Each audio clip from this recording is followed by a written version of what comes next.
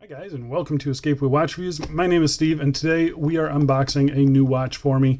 I purchased this one myself. It came available on the 30th, I believe, at 11 o'clock. I was able to jump on and snag one, and I'm thankful I did because these things sold out in, I believe, like 20 minutes. I know these things went fast. I didn't know they would go that fast, so I am thankful that I got one of these things. Retail price is $5.99.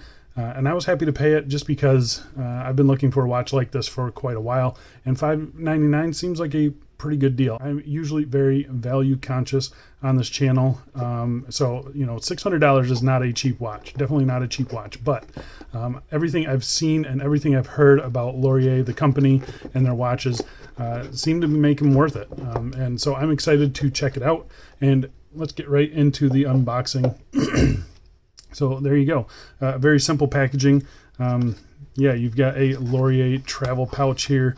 Looks like you've got a screwdriver inside and your warranty card, it looks like. Yep. Oh, no, this is just a, oh, look at that. It's a handwritten note. Happy travels with your Hyperion. All the love. Lauren, I believe that's Lauren. That's one of the owners of the company. So that's kind of cool. Very cool that they have a handwritten, personalized note. Yeah, that's nice. So putting that aside here, opening up here, you do have a tube of polywatch, and you're going to need that because this is an acrylic crystal, and I believe an acrylic bezel, and then a polishing cloth. So yeah, really kind of simple but effective and very useful packaging. Yeah, the box seems sturdy, and yeah, I've got no real complaints with it, but we're here about the watch. So here's the watch here. Initially, right off the bat, it feels like it's got some good heft to it. Yeah, I'm excited to get the stickers off this thing, so I'm going to peel the stickers off, and we'll get right back to it. All right, and there we are.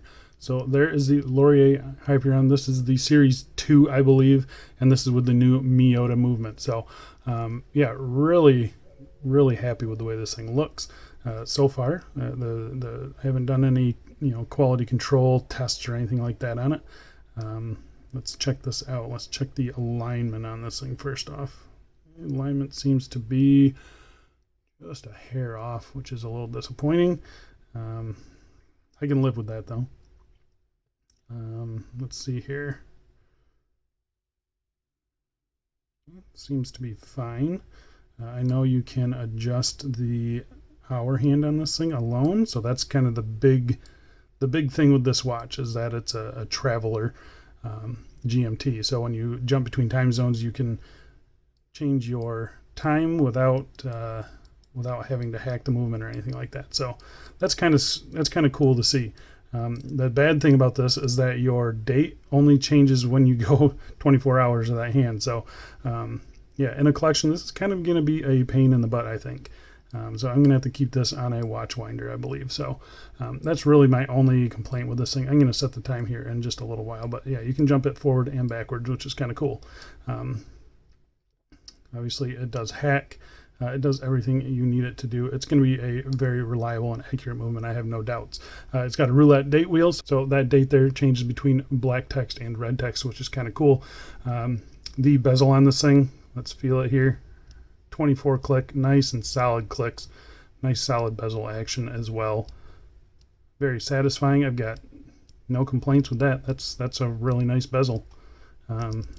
And I believe the alignment of that bezel was spot on. So, yep, pretty happy with that as well. Let's see. I don't know what else to talk about here. Let's get into the dimensions on this thing. I know the dimensions changed a little bit from the previous model.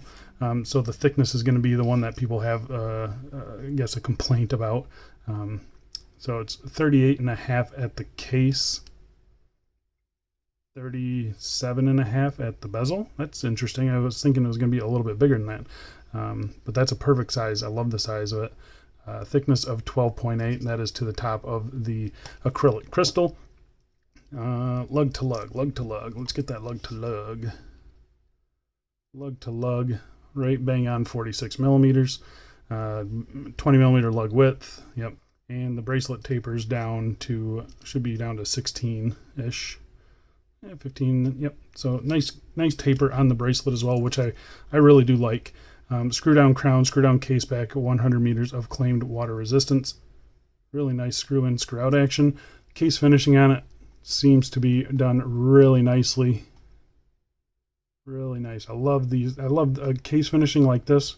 Vertical brushing on the tops of the lugs, horizontal on the sides with a nice polished chamfer. Can't get any better than that. The screw down crown there also really nicely signed.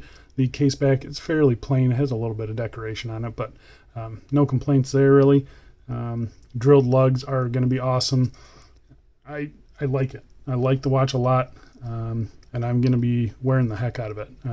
Yeah, I think it's really nice. Nicely done. Very happy with it. I'm going to go throw it on some straps maybe, but actually go outside and put it on my wrist for you guys. Do some B-roll here for you. But yeah, I'm actually pretty satisfied with this watch. I was really excited to get it in. I'm happy to have it. Full review for this watch will be coming soon. But until then, enjoy some B-roll, and yeah, I will talk to you guys in the next one. See you later, guys.